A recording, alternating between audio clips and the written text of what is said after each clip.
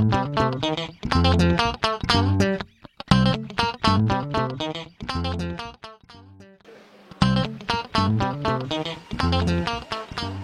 j'ai fait que du bricolage, donc j'ai travaillé à la quincaillerie Gapençaise. J'avais commencé avec mon papa, après on a fait Brico 5000 et après on est venu à Monsieur Bricolage. J'ai quitté l'école à 16 ans et j'ai fait 2 ans de CFA. Parce qu'il faut quand même savoir une chose, c'est que prendre la suite de son père ou de sa famille, c'est pas toujours évident. Il y en a plus qui coulent les entreprises que ce qui les remontent. Et nous on les a remontées.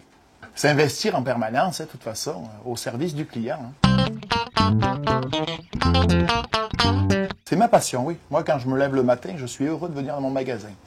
Même si j'ai des problèmes, on a tous des problèmes avec les salariés ou sans les salariés, peu importe.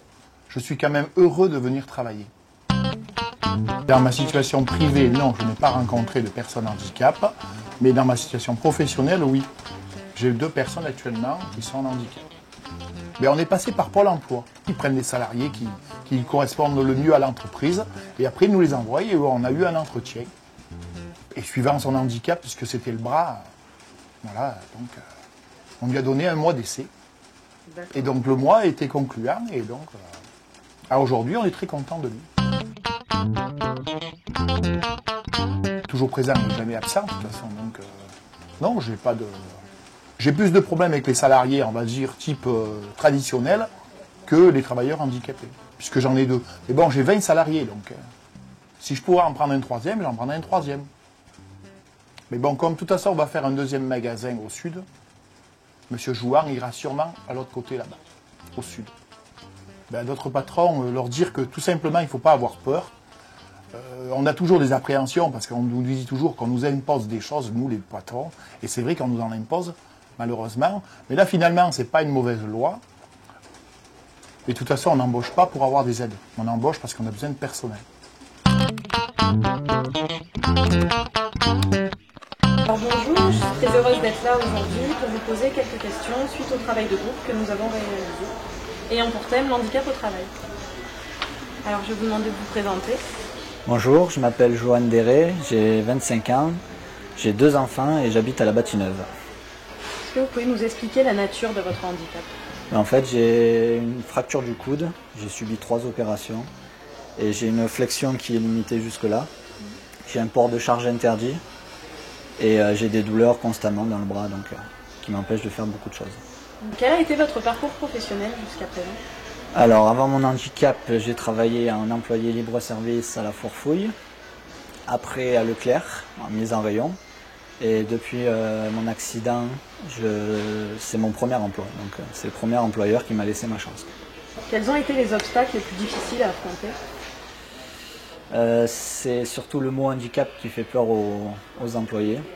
Et après, c'est surtout sur moi le fait que je ne puisse plus faire comme avant. Donc, ça fait que je dois orienter mon choix de travail ou mon choix de poste en fonction de mon handicap. Est-ce que ça se passe bien dans l'entreprise? Tout se passe bien. L'équipe m'a super bien accueilli. Ils m'aident quand je suis en difficulté. Il y a une super ambiance. Donc, il y a des tâches que je ne peux pas accomplir, comme aider les clients à mettre dans leur voiture, porter des charges lourdes et faire de la manutention un peu trop excessive. Dans ma situation actuelle, j'aimerais ouvrir en fait plus tard un magasin avec ma femme et même pourquoi pas évoluer au sein de cette entreprise. Je veux faire une formation de comptable déjà dans un premier temps et après continuer à faire d'autres formations pour pouvoir ouvrir mon entreprise. Ah oui, totalement accessible. Toute personne, que ce soit fauteuil, même malvoyant, puisqu'il y a un marquage au sol, je ne sais pas si vous avez vu à l'entrée. Voilà, une bande rugueuse, exprès. Toilettes, tout est accessible. Normal que ce soit accessible, un magasin médical, c'est pas accessible, ça marche pas. Un peu différent parce que ça m'est arrivé pendant le service militaire. Donc ça a été considéré comme un accident du travail, parce que je rentrais de la caserne à mon domicile. Et après, c'est eux qui ont pris en charge les frais et la pension d'invalidité. Est-ce qu'il y a des aides réservées pour des entrepreneurs en situation de handicap? Oui, il y a l'AGEFIP qui peut aider à aménager l'espace de travail pour personnes handicapées pour que ce soit plus facile d'accès, mais on ne l'a pas fait, on s'en est pas servi. Pourquoi vous n'avez pas fait Parce qu'il y avait trop de papiers à remplir. Et puis il fallait que je sois au chômage aussi. Oui, voilà, il y avait ça aussi. Dans l'avenir, vous souhaiteriez vous développer, par exemple embaucher des salariés?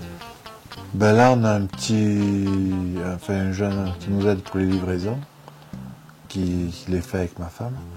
Et par la suite, on compte avoir un livreur déjà à temps partiel, puis après peut-être à temps complet. D'après la loi du 11 février 2005 pour l'égalité des chances et des droits de l'homme, pour l'accessibilité au travail à tous, voyez-vous une évolution des travailleurs handicapés? Une petite évolution, on va dire. À ce que les personnes handicapées travaillent.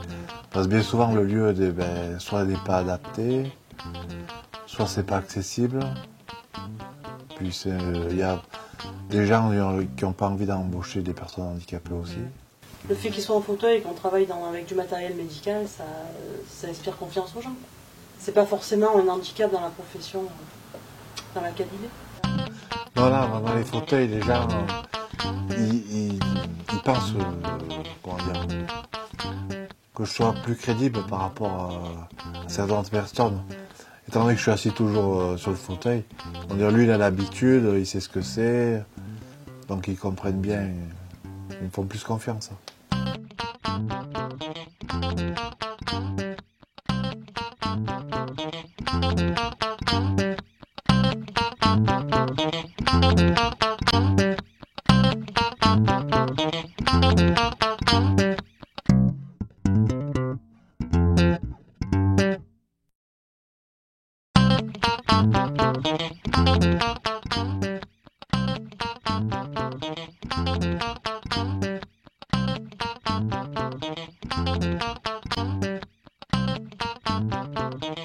Thank you.